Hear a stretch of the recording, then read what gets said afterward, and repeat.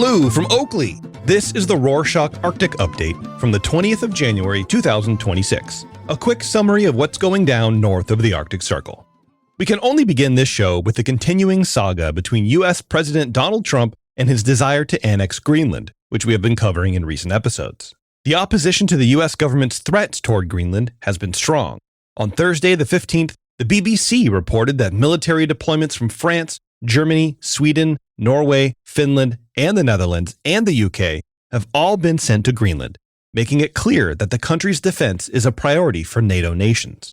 Greenlanders themselves are making their feelings known too. On Saturday the 17th, the Daily Telegraph wrote that earlier that day, a large protest of thousands of Greenlanders erupted in the capital city Nuuk. Among the chants and banners were statements such as, "Greenland is not for sale," and "Yankee, go home," making the anti-US sentiments very clear as the political tensions continue to grow. Trump isn't taking international opposition to his goals lightly, though. He wrote on his social media platform, Truth Social, on Saturday the 17th that the U.S. government will be hitting every nation that supports Greenland with a 10% tariff on all goods exported to the U.S. from February. He specified that Denmark, Norway, Sweden, France, Germany, the UK, the Netherlands, and Finland are all the subjects of his ire, and that if they do not withdraw their support for Greenland, this tariff will increase to 25% in June. Greenland may not be the only Arctic nation feeling the looming shadow of American annexation.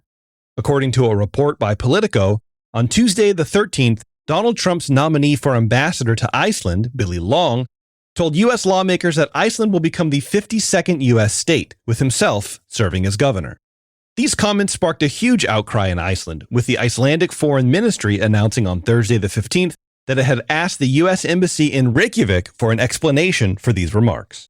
Long spoke with Arctic news outlet Arctic Today on the 15th and formally apologized for his remarks, saying that he was joking with friends and he hopes that he can work with Icelanders soon. The escalating tensions in the Arctic have prompted the Russian government to warn of war. On Thursday the 15th, Dmitry Rogozin, a Russian senator, said that if the U.S. were to take control of Greenland and place nuclear strike facilities on the island, it could spark World War III, with the Arctic becoming the new theater of war. Rogozin said that the U.S. may believe that capturing Greenland would result in nuclear superiority over Russia and China, but that would be the beginning of the end of the world. How Russia will react to American action in Greenland is an important question. On Thursday the 15th, legal academics Jan Jakob Solsky and Ingrid Solstad Andresen wrote a piece for the Arctic Institute where they predicted the likelihood of Russia annexing the Norwegian islands of Svalbard following an American takeover of Greenland. The piece outlines that Russia may not follow in American footsteps and instead take the opportunity to rehabilitate its image as a champion of international law. The authors believe that if Norway focuses on cooperating with Russia, it could avoid escalating any further conflict in the high north. Want to read the full piece? Link in the show notes. Russia has its own existing wars to worry about, though, which are taking their toll on vulnerable Russians from the north. On Wednesday the 14th, the Arctic news agency, the Barents Observer, reported that in several North Russian villages, military recruiters are targeting men with alcohol problems, plying them with liquor, and then forcing them to sign military contracts. The Barents Observer spoke with relatives of the men who tell stories of how their husbands and sons disappear in the night after being approached by recruiters. Some of these men are then sent to the front line and killed in their first skirmish. The war in Ukraine continues to disproportionately affect northern Russians who are targeted by recruiters instead of more wealthy Southerners. The Arctic has birthed many wonderful artists who are creating important work to stand against the tide of war. On Wednesday the 14th, the Canadian record label Six Shooter Records announced that the acclaimed Inuit artist Tanya Tagaq will be releasing an anti-war album on the 6th of March. Entitled Saputyiyi, which means Designated Protector, blends traditional throat singing with military instrumentals to tell a story of Inuit resistance in their northern homeland. Amid all this dour talk of destruction, there is still room for protecting the Arctic. On Saturday the 17th, the High Seas Treaty, a worldwide effort to establish legal protections across the world's oceans, came into force. The World Wildlife Foundation wrote a piece on Friday the 16th about how this will help the Arctic. This treaty will apply to the Central Arctic Ocean, the area around the North Pole that is permanently frozen, at least for now. Before the treaty came into effect, legal responsibilities in the Arctic were divided among many independent organizations. But now, rules governing every aspect of ocean business and conservation will be brought together under one roof. This will make protection efforts easier and make punishing those who damage the Arctic legally sound. The need for environmental protection is strong, with reindeer in Norway facing a very difficult winter. Broadcaster NRK wrote on Wednesday the 14th, Sami reindeer herders in northern Norway are calling this winter the worst in living memory for their reindeer. The problem is the severely fluctuating weather. Mild spells bring in rain, followed by a cold spell that freezes it.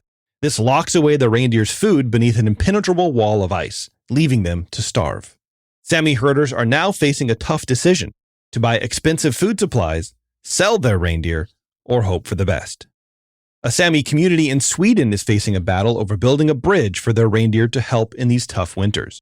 Swedish broadcaster SVT wrote on Wednesday the 14th that the Torpon Sami village wants to build a bridge over the Gamayoka River, which will cut their reindeer migration routes in half. However, local landowners are resisting the construction. 2 landowners have complained to the local government, saying they haven't been consulted on the matter even though it involves land that they own. As the river is a source of drinking water, they say any construction could pose a real contamination threat. The government has a decision to make now over how best to serve its indigenous community while protecting the water they need. Unlocking the secrets to the remote north needs inventive ideas. As reported by Alaska Public Media on Tuesday the 13th, scientists from Washington State University fitted video cameras to 12 grizzly bears in northern Alaska. And after a summer of recording, the researchers are poring over hundreds of hours of footage. Thanks to these cameras, scientists have discovered that the bears spend more time eating plants and berries than other animals, and they were shocked to see that when a male and a female decide to breed, the pair will spend huge amounts of leisure time together. This dashes the image of grizzly bears being carnivorous loners, instead eating plenty of berries and setting aside quality time for intimacy, a lesson we can all learn. Finally, there's some good news for green technology prospects in the high Arctic. On Friday the 16th, Norwegian ferry operator Torghatten announced in a press release that the world's northernmost fully electric car ferry has started sailing between 2 of Norway's northern islands.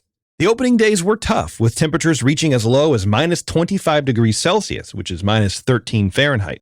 But the ferry showed that its batteries are capable of operating even in the frozen Arctic. And that's it for this week. Thank you for joining us. Remember that we sell very cool t-shirts. Check them out with a link in the show notes. Ilani Lu.